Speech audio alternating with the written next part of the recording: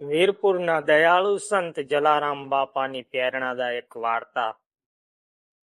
ગુજરાતના સૌરાષ્ટ્રમાં આવેલું એક નાનું ગામ વીરપુર આજે આ ગામનું નામ લીધા સાથે જ ભક્તિ, સેવા અને દાનની સુગંધ મનમાં ફેલાઈ જાય છે, કારણ કે આ પવિત્ર ધરતી પર જન્મ્યા હતા દયાળુ સંત જલારામ બાપા। તેમના પિતા વેપારી હતા અને ઘરમાં ધર્મનો માહોલ હતો। બાળપણથી જલારામ એક અલગ જ તેજ દેખાતું હતું। જ્યારે બીજા બાળકો રમતા ત્યારે જલારામ ભગવાનનું નામ જપતા અને સંત મહાત્માઓની સેવા કરતા। એક દિવસ ગામમાં કેટલાક સાધુઓ આવ્યા। નાના જલારામે તેમને જોઈને તરત જ પાણી અને ભોજન આપવાનું શરૂ કર્યું। એ દિવસથી જ તેમના જીવનનો મુખ્ય ધ્યેય બની ગયો સેવા, સેવાનો માર્ગ।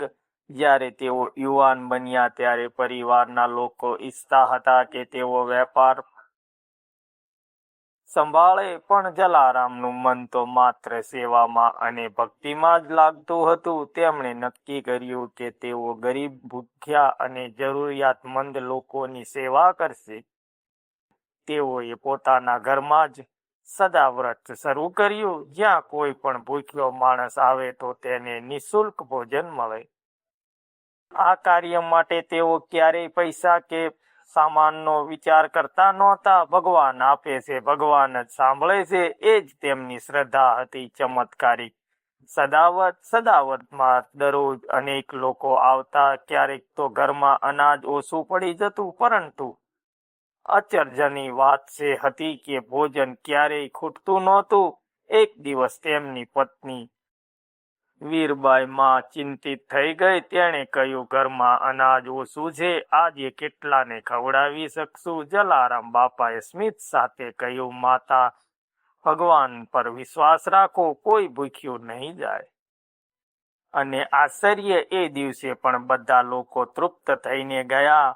પરીક્ષા અને વિશ્વાસ। એક વખત ભગવાને જલારામ બાપાની પરીક્ષા લેવાનું વિચાર્યું। એક સાધુ તેમના ઘરે આવ્યા અને કહ્યું, મને તમારી સૌથી કિંમતી વસ્તુ જોઈએ છે। જલારામ બાપાએ વિલંબ કર્યા વગર પૂછ્યું, મહારાજ, તમારે શું જોઈએ છે?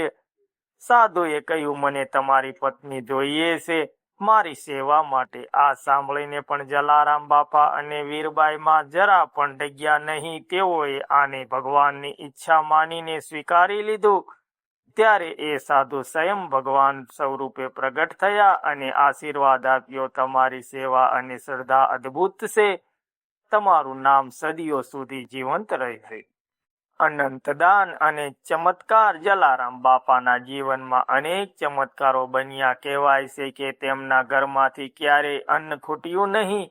લોકો દૂર દૂરથી આવતા અને તેમની પાસે મદદ માંગતા। કોઈ બીમાર હોય તો આશીર્વાદથી સાજા થઈ જતા, કોઈ મુશ્કેલીમાં હોય તો રસ્તો મળી જતો। પરંતુ જલારામ બાપા પોતે ક્યારેય આને ચમત્કાર નથી ગણતા। તેઓ કહેતા, આ બધું ભગવાનની કૃપા છે, હું તો માત્ર સાધન છું। જલારામ મંદિરનું મહત્વ આજે પણ પ્રસિદ્ધ છે। અહીં રોજ હજારો ભક્તો આવે છે। આ મંદિરની ખાસ વાત એ છે કે અહીં આજે પણ સદાવ્રત ચાલુ છે। કોઈ પણ વ્યક્તિ આવે તેને નિઃશુલ્ક ભોજન મળે છે। મિત્રો, સ્ટોરી જો સારી લાગતી હોય તો લાઈક, કમેન્ટ, શેર કરતા રહેજો। સાચો સંદેશ। જલારામ બાપાની વાર્તા આપણને શીખવે છે, સેવા કરતા ક્યારેય ડરવું નહીં, ભગવાન પર સંપૂર્ણ વિશ્વાસ રાખવો, ગરીબ અને જરૂરિયાતમંદોની મદદ કરવી, પોતાના સ્વાર્થથી ઉપર ઉઠવું। તેમનું આખું જીવન એક જ વાત કહે છે, જ્યાં દયા છે ત્યાં ભગવાન છે। અંતિમ પ્રસંગ। જ્યારે જલારામ બાપાનો અંતિમ સમય આવ્યો ત્યારે પણ તેઓ સેવા કરતા જ રહ્યા। તેમના ચહેરા પર શાંતિ અને સંતોષ હતો। તેમણે અંતિમ શ્વાસ સુધી એક જ સંદેશ આપ્યો, સેવા કરતા રહો, ભગવાન તમારું ધ્યાન રાખશે। અને આ રીતે વીરપુરની પવિત્ર ધરતી પર એક મહાન સંતે પોતાના જીવનની દુનિયાને પ્રેમ, દયા અને સેવાનો પાઠ શીખવ્યો।